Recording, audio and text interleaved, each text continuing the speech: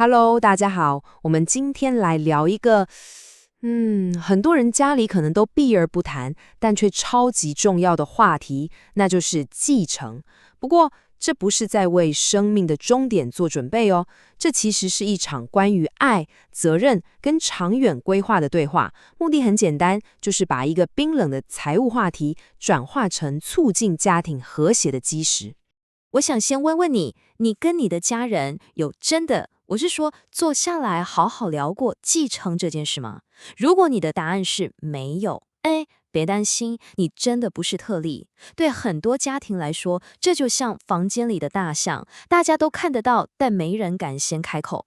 你看看这个数字68%，这数字真的很惊人哦。有将近70%的爸妈从来没有跟已经成年的孩子讲清楚自己遗产的规划细节。这不只是一个数字，它背后其实是一道很深的沟通鸿沟。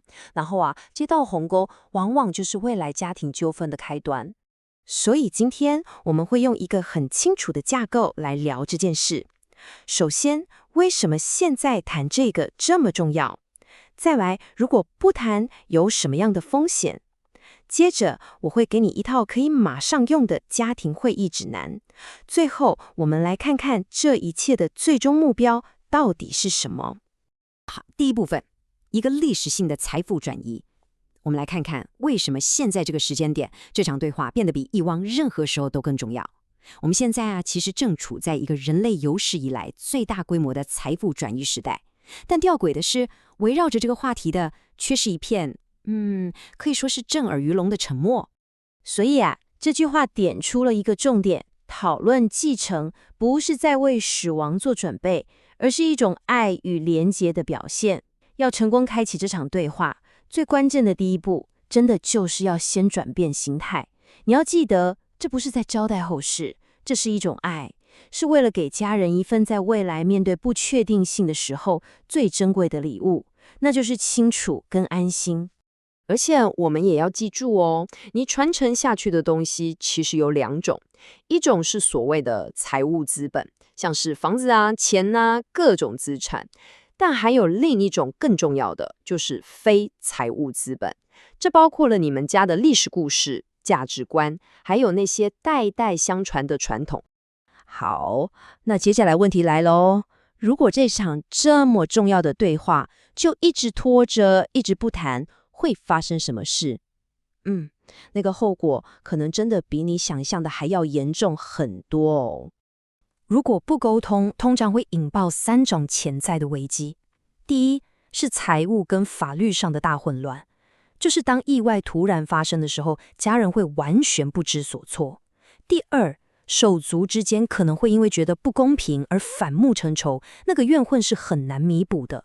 再来，第三个是一个非常现代的悲剧，就是你的数位遗产可能会永远消失。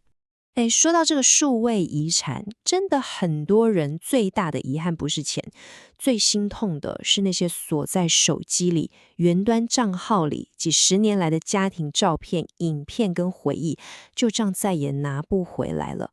这些东西才是真正的无价之宝，对吧？OK， 既然我们知道了不谈的风险有多大，那接下来我们就来点实际的，到底要怎么做才能规划一场成功而且是充满爱的家庭会议呢？我们来看看这个家庭会议实战手册。第一步是营造好的氛围，首先地点很重要，选一个中性、轻松的地方，千万不要在过年过节压力大的时候谈。然后呢，开场要软性一点。感性一点，比方说，可以从分享一张老照片的故事开始，先让大家的情感连接起来，像一家人，而不是像在开董事会。这个会议的核心策略叫做迷你揭露，这是一个很聪明的做法。它的重点是什么？是分享你整个计划的大方向、背后的用心，还有整个系统是怎么运作的，而不是去纠结在每一个账户里到底有多少钱。这样做的目标是让家人知情，而不是给他们压力或引发一些不切实际的期待。好，我们来看这个表格就非常清楚了。左边是该分享的，也就是那个系统，比方说，像是遗嘱、信托这些重要文件放在哪里，谁是遗嘱执行人，你做这些决策背后的目的跟想法是什么，这些都可以讲。那右边就是不该分享的，也就是那些具体的数字，像是每个账户确切的余额，每个人能分到多少钱，这些细节最好先不要提，因为它很容易制造出一些错误的期待跟比较。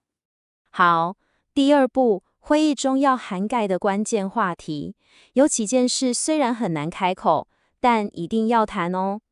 第一，你对生命末期医疗的个人意愿是什么？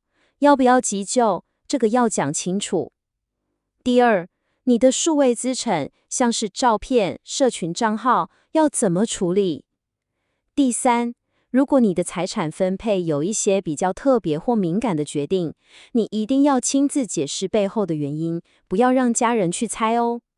现在很多平台都有这个功能，像是苹果的数位遗产联络人，或是 Google 的闲置账户管理员，还有脸书的纪念账号设定。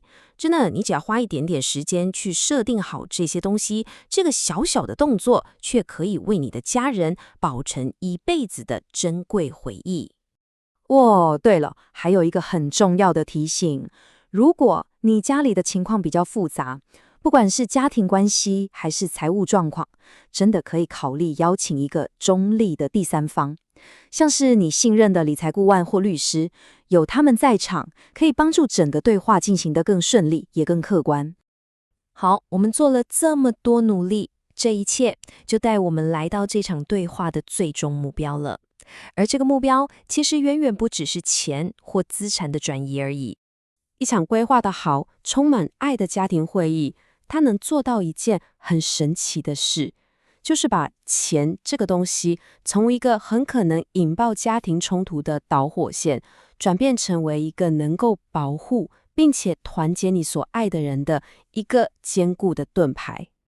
说到底，你给孩子最好的礼物，不是那一串冰冷的数字，而是在未来，当他们面对最困难的时刻，他们心里是笃定的，是互相信任的，是平静的。这份不需要猜来猜去的家庭和谐，才是最宝贵而且能流传下去的遗产。所以我想留给大家最后一个问题去思考：当我们把那些财务数字都放到一边的时候，你真正想要为你的家人留下什么样的传承呢？